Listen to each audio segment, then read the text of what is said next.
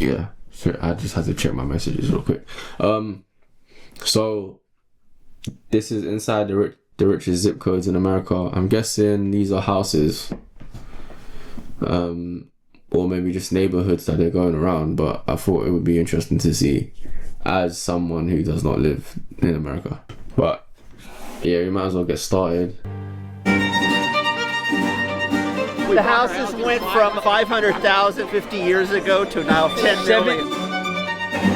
I can show you the places that are little tiny shacks that'll sell for $3 or $4 million. How much of this area is tech types? They can't afford it here. We are currently in the richest town in America.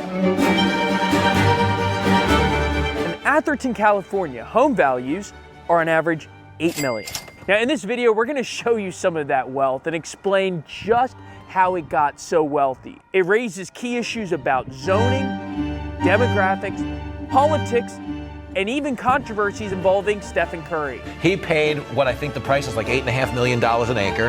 And to your point, it's because he didn't want to be around regular people. I mean, no shit. Like, you buy a house that big, I would expect it not to be close to people. So yeah, I feel like you just made a general obvious statement there. I don't think that actually has anything to do with Stephen Curry. Like, any normal celebrity, so to say, would probably want a house that's not close to anything. 30 miles south of San Francisco in Silicon Valley. It's one town over from Menlo Park, where Meta is based, and 2 towns over from Palo Alto, the home of Stanford and Sand Hill Road, which we will get to shortly. Meta, Google, Apple, Broadcom, and Nvidia. Today, Nvidia became the first $4 trillion company. How much of this area is tech types that live in a town like Atherton? They can't afford it here. I've read some headlines that suggest otherwise. Willie Mays lived about 2 blocks from us. It's gotten a lot more expensive. Yeah, It's gotten a lot more wealthier. What year was that? 1981. And now it's probably worth $8 million I had offered. Bro, that is crazy. That is actually crazy. Like, imagine buying a house worth 600,000. And it's now worth like 8 mil. Do you know how many times you've times your money? Do you know how many times you've times your money? It's a lot of money. That's why I feel like our generation it's actually so cooked. Like, our generation is so cooked, bro. Nobody's getting a house. Nobody. They made sure no one's getting a house. But yeah, 600,000 to 8 mil, that's decent. But I mean, that probably took obviously a whole life to acquire. So yeah, buying a house now is kind of crazy though. Like, in our climate, everything's just going up in price. So it's like, even if you was to buy a house now, which nobody probably, well, I'm not gonna say nobody, but majority of people can't do, it's like the gate to entry is even harder. That's basically what I'm trying to say. But yeah, it's so interesting how times change. Always. You've always had it. I mean, 50 years ago, $500,000 was a lot of money back then. And I remember going to a function at the house. That's what I'm saying though, like, back then, 500,000 was a lot of money. But comparing it to now, that ain't nothing. But to them, that was a lot. So now it makes me think, like, okay, in our generation, right now it's a lot. So if we buy now and it's a lot, then that means that it could be even higher. But at the same time, I don't know the actual like yearly predictions and how, like, you need to look at the data to see if that's like a worthy investment.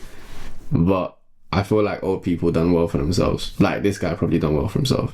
There in this house and looking out the backyard, I could not see the end of the backyard. It was like there was a pool, tennis court, bocce court, basketball court. And this guy next to me says, "What are you looking at?" And I said, "This backyard never ends." And he goes, "This is my house. I bought the house behind me and I tore it down." Eric Schmidt did the same thing here. Do you want me to be honest with you? I don't think, like, if anybody gets to that certain amount of wealth, I don't think they should live in a mansion. I'm gonna be honest. I don't think they should. And that's not even coming from a point of view like they don't deserve it. I do think they deserve it. If you've made $1 billion or you've made $1 million, you kind of, like, you deserve it. But at the same time, it's like, do you need a mansion? Like, do you actually need a mansion? Because I've had this theory. Alright, let me explain to you my theory.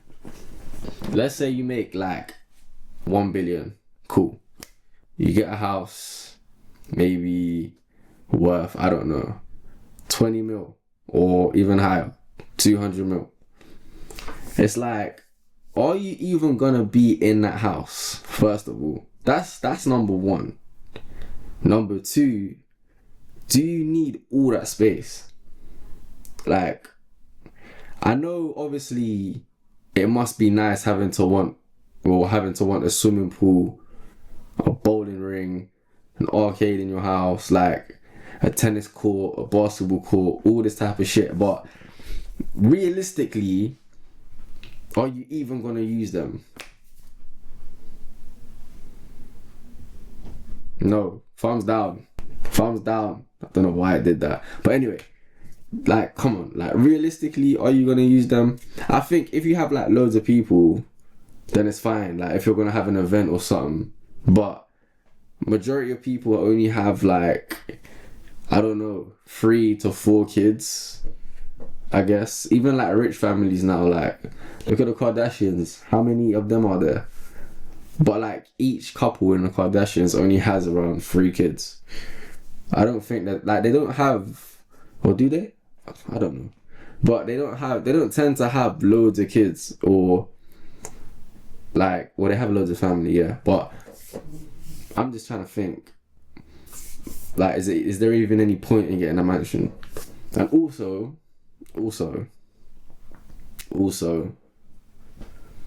imagine like you have one living room, right? And then you might have another living room that's maybe on the other side of the mansion. Would you ever, like, think about this. Let's say like you have a sofa in the living room, but let's say you have a sofa in the one that's far. It's like, are you ever gonna sit in that sofa? Think about it. Because knowing me, once I find the seat that I like, I'm just typically gonna sit in the seat that I like. Like, I don't wanna have to walk over there to sit in that sofa. There's no point in having that sofa. Like, I'll probably sit in the other sofa once a year. And yet, I have a mansion and I can sit wherever I want.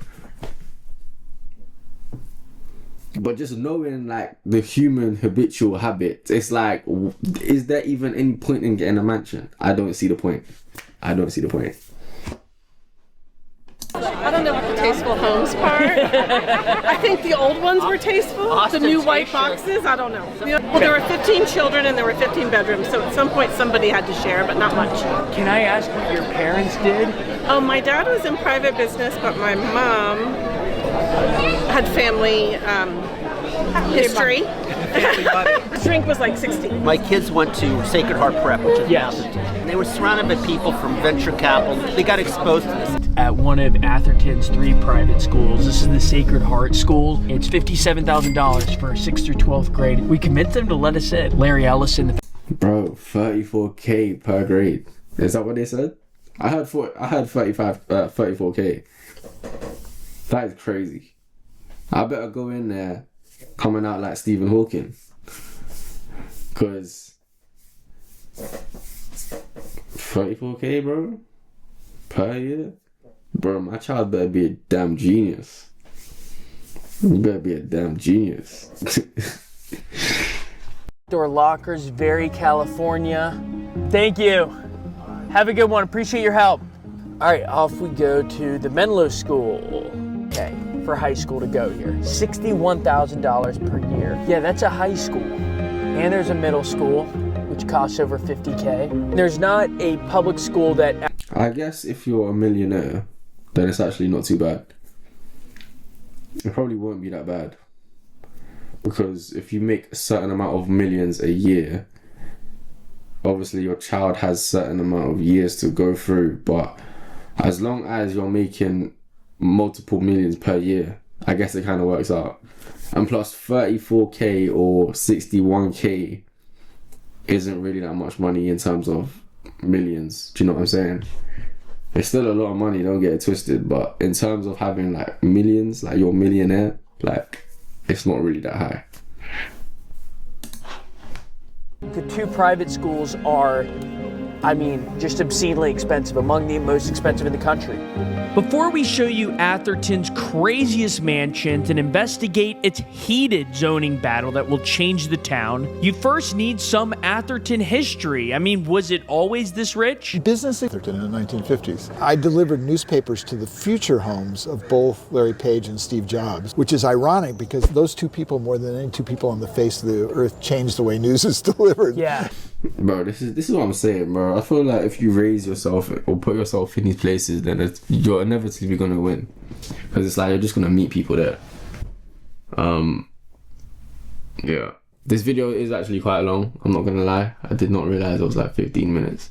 I'm probably just gonna leave it there. But if you guys wanna go watch this, then I guess you can.